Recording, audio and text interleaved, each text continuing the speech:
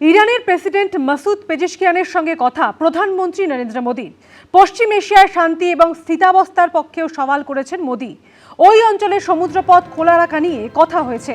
পশ্চিম এশিয়ার যুদ্ধ পরিস্থিতির সার্বিক চিত্র নিয়ে উদ্বেগ প্রকাশ প্রধানমন্ত্রীর। মাসুদ পেজেশকিয়ানের সঙ্গে কথা হলো, তাকে ঈদ ইরানি নববর্ষের শুভেচ্ছা জানালাম। আমরা আশা করছি এই উৎসবের মরশুম পশ্চিম এশিয়ায় শান্তি, স্থিতাবস্থা এবং সমৃদ্ধি বয়ে আনবে। এই অঞ্চলের গুরুত্বপূর্ণ স্থানগুলিতে হামলার তীব্র নিন্দা জানিয়েছি। এই ধরনের হামলা আঞ্চলিক স্থিতাবস্থাকে বিপন্ন করে, আন্তর্জাতিক বাণিজ্যে বিঘ্ন ঘটায়। সোশ্যাল মিডিয়ায় পোস্ট নরেন্দ্র মোদী।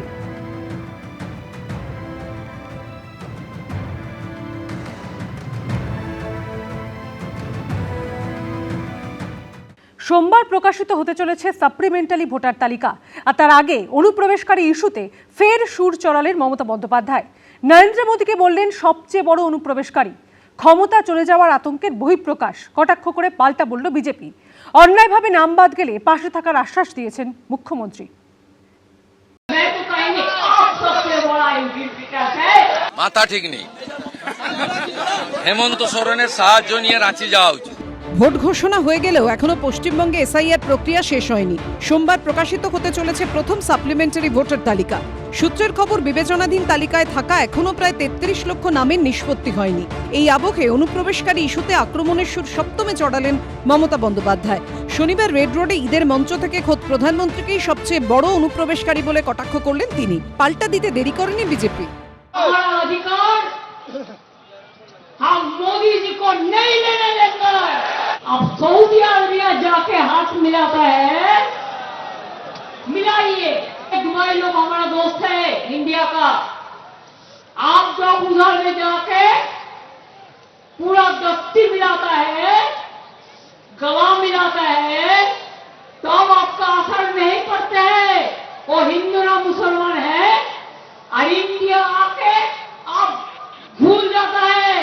आप बोलते हैं इसको नाम कर दो, उसको नाम कर दो, ये सब इन्फिल्ट्रेटर्स है। मैं तो कहेंगे आप सबसे बड़ा इन्फिल्ट्रेटर्स है, आप सरकार है। পশ্চিমবঙ্গের মানুষদের উত্তর দেবেন, মুখ্যমন্ত্রী হতাশা থেকে এ ধরনের কথা বলছেন।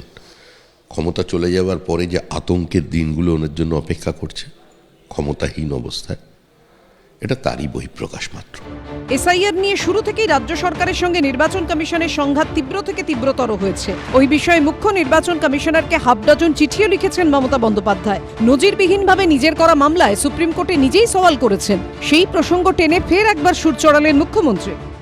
बहुत सारे आदमी को नाम काट दिया एसआईआर में, जिसको लिए हम कलकत्ता से, दिल्ली से, सुप्रीम कोर्ट से, कलकत्ता हाईकोर्ट से पूरा दौड़ाया। लेकिन तब भी हम आशा रखते हैं कि लोगों को इज्जत रक्षा हो। अगर कोई भी आप लोगों को पास नहीं है तो हम बंगाल का ऑल सिटीजन का साथ, नागरिक का साथ, ऑल कम्युनिटी का साथ, ऑल कास्ट का साथ, ऑल किड का साथ, आप लोगों को परिवार का एक मेंबर होकर रह के आपको ये लड़ाई हम जारी रखेंगे। উনি তো এসআইআর চলাকালীনও মুখ্যমন্ত্রীর প্যাড ব্যবহার করেছেন, এখন এমসিসি আছে মুখ্যমন্ত্রীর প্যাড ব্যবহার করছেন। সুপ্রিম কোর্টে গেছেন বা রাজ্যের উন্নয়নের জন্য নয়, রাজ্যের ছেলে মেয়েদের চাকরির জন্য নয়, শিল্পের জন্য নয়, নারী সুরক্ষার জন্য নয়, সুপ্রিম কোর্ট পর্যন্ত গেছেন বাংলাদেশি মুসলিম অবৈধ অনুপ্রবেশকারীদের বাঁচানোর জন্য। এসআইআর ছাড়া সম্প্রতি বিধানসভা ভোটের মুখে রাজ্যের আইএএস আইপিএস অফিসারদের ভিন রাজ্যে পাঠানো নিয়েও নির্বাচন কমিশন ও রাজ্য সরকারের মধ্যে সংঘাতের তীব্রতা ক্রমেই বাড়ছে। এই অবস্থায় শুক্রবারের পর শনিবারও মমতা বন্দ্যোপাধ্যায়ের মুখে উঠে এসেছে রাষ্ট্রপতি শাসনের প্রসঙ্গ। कंट्रोल किया है, प्रेसिडेंट रूल चल रहा है, तब भी हम डरेंगे नहीं। जो डरते हैं वो मरते हैं, जो लड़ते हैं वो जिंदगी में कामयाब होता है। যারা বলছেন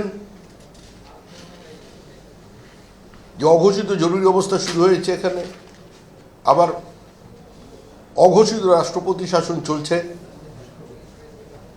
বা ঘোষিত বলছেন, বিজেপি যদি প্রতিহিংসার রাজনীতি করত, ভারতবর্ষের অনেক বিরোধী বিজেপি বিরোধী সরকার আজকে ক্ষমতায় থাকতে পারতো না। সব মিলিয়ে এসআইআর থেকে রাজ্যের পুলিশ প্রশাসনে বদলি, সংঘাত চলছেই। অরিত্রিক ভট্টাচার্য, শিবাশিস মৌলিক ও সমীরণ পালের রিপোর্ট, এবিপি আনন্দ। এবিপি আনন্দ, এগিয়ে থাকে, এগিয়ে রাখে।